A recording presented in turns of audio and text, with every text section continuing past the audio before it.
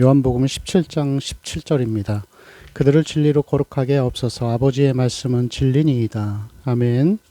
우리가 계속해서 이 17절 말씀을 살펴보고 있는데 그렇다면 이 17절에서 우리가 거룩하게 되어지는 방법이 무엇인지를 보여주고 있습니다. 그것은 바로 이 진리를 통하여서 성도는 거룩해져 갈 수가 있는 것이죠. 그래서 디모데전서 4장 5절 말씀을 보면은 하나님의 말씀과 기도로 거룩하여짐이라라는 그런 말씀이 있습니다.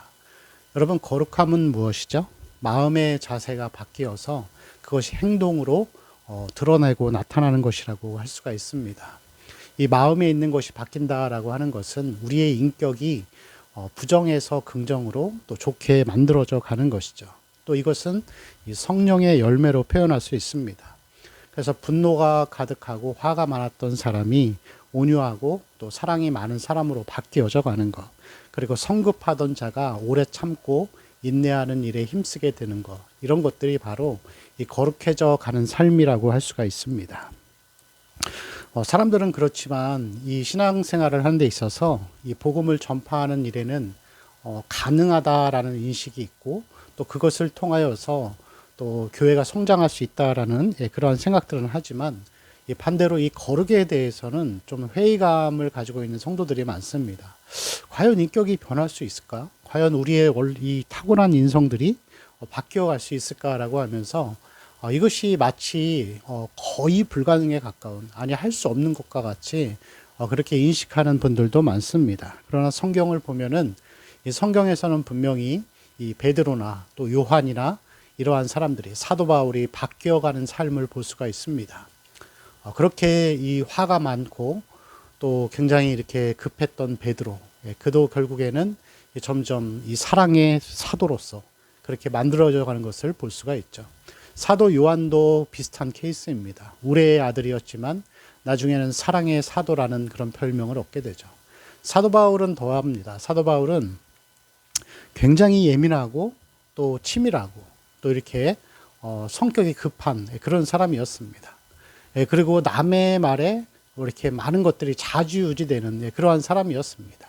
예민하니까 더 그렇겠죠. 그렇지만 이 사도 바울 역시도 하나님이 주신 이 사단의 가시, 육체의 가시로 인하여서 많이 깎이고 부서지면서 그가 남의 말에 더 이상 나도 남을 신경 쓰지 않노라라는 그러한 상황까지 가게 되는 것을 볼 수가 있습니다. 여러분, 그렇기 때문에 우리는 이러한 것들이 가능하다라는 전제 아래서 거룩한 삶을 위해 힘써야 할 줄로 믿습니다. 그렇다면 무엇으로 거룩해져 가죠? 진리를 통해서. 오늘 말씀이 우리에게 말씀하는 것과 같이 진리를 통하여서 우리는 거룩해져 갑니다. 그래서 저는 몇 가지의 방법 중에 특별히 말씀과 관련해서 두 가지를 말씀드리기를 원하는데, 첫 번째는 그리스도인들은 최소한 1년에 성경을 1독 정도는 해야 합니다. 성경을 처음부터 끝까지 읽는 것은 굉장히 중요합니다. 그것은 굉장히 중요한 부분이고, 왜 성경을 처음부터 끝까지 창세기부터 시작해서 요한계시록까지 보라고 하는 이유는 성경을 전체적으로 보기 위해서 그런 것이죠. 성경을 전체적으로 나무만 보지 말고 숲을 보면서 하나님의 큰 뜻이 무엇인지를 전체적으로 볼 수 있는 안목을 갖기 위해서 우리는 성경을 꼭 1년에 1독 정도는 해야 합니다. 많은 성도들이 보통 이 모세오경을 넘어가지 못하고 다시 포기하고 또 그 다음에 다시 시작하는 그러한 경향들이 있는데, 꼭 성경을 일독하는 일에 힘쓰는 삶이 되어야 합니다. 두 번째, 우리는 말씀을 듣는 일에 힘써야 합니다. 말씀을 듣는 것은 예배에 참여하고 이 설교자의 이 말씀을 듣는 것이라고 할 수 있습니다. 그래서 믿음은 들음에서 나며 들음은 하나님의 말씀으로 말미암는다라고 성경이 말하고 있습니다. 그런데 제가 훨씬 더 현실적인 조언을 하려고 합니다. 오늘날의 이 시대는 말씀의 홍수의 시대입니다. 홍수가 나면 어떠하죠? 사방이 물바다인데 먹을 물이 없습니다. 말씀의 홍수 시대라고 하는 것은 우리가 이 홍수 시대의 홍수 때와 같이 TV를 틀어도 말씀이 나오고 사방에 교회가 널려 있고, 우리가 말씀을 듣고자 하면은 얼마든지 말씀을 들을 수가 있습니다. 그런데 여러분, 중요한 거는 뭐냐면은 우리의 믿음이 성장하려고 하면은 바른 말씀을 들어야만이 성장이 가능한 것이죠. 바른 말씀이란 뭐냐면은 성경의 본문이 말하는 것을 정확한 하나님의 의도를 전하려고 애쓰는 말씀이 바로 바른 말씀이라고 할 수가 있습니다. 그래서 여러분, 말씀을 우리가 찾아서 듣는 일들을 잘 해야 하는데, 제가 교회들을 다 알 수는 없지만, 그래도 여러분 가장 모범적이고 이 말씀다운 말씀을 전하는 교회들이 저는 세 군데를 꼽을 수 있습니다. 대구 동부교회, 그리고 남서울교회, 그리고 한국중앙교회 정도는 그 말씀을 들으면 믿음의 성장을 이룰 수 있고 거룩함을 이뤄갈 수 있는 진리의 말씀이라고 할 수가 있습니다. 반대로 말하면은 요즘 오늘날에 대중적으로 이름이 많이 알려진 그러한 목회자들의 설교는 여러분 웬만하면 듣지 말아야 합니다. 왜냐하면 이 역사의 모든 어떤 역사의 기간을 통틀어서 대중적으로 이름이 많이 알려진 목회자들은 길 중간에 서 있는 자들일 가능성이 많습니다. 이러한 자들의 설교는 듣기에는 좋지만 감동은 있지만 진리의 거룩함으로 우리를 이끌어가지 않습니다. 잠시 듣고 위로받는 그러한 자극제와 같은 역할을 하기 때문에 그렇습니다. 그래서 여러분 이 성경을 1년에 1독을 꼭 하시고 이 바른 말씀을 꼭 들으셔야 합니다. 그리고 세 번째, 말씀을 듣고 기도하는 삶을 살아야 하는 것이죠. 말씀과 기도로 거룩해져 가는 것입니다.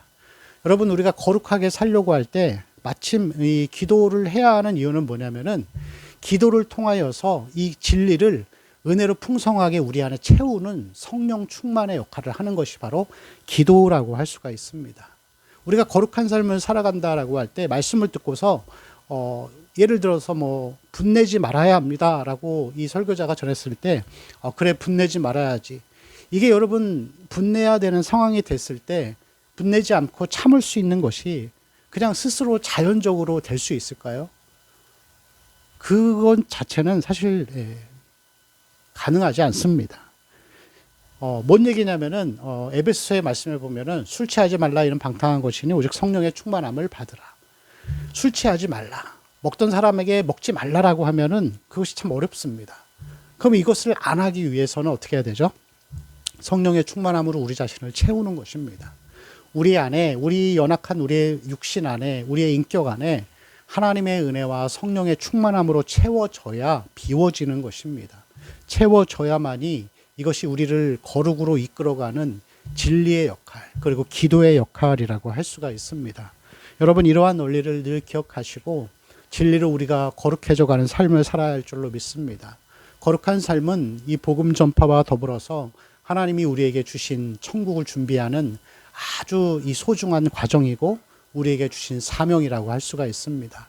함께 진리로 거룩함을 이뤄가는 삶이 되시기를 축원합니다. 기도합니다. 아버지, 우리를 진리로 거룩하게 하옵소서. 올바른 말씀과 성경을 읽는 것과 기도하는 일에 힘쓰는 그러한 성도의 삶이 되게 하옵소서. 우리 주 예수님의 이름으로 기도합니다. 아멘.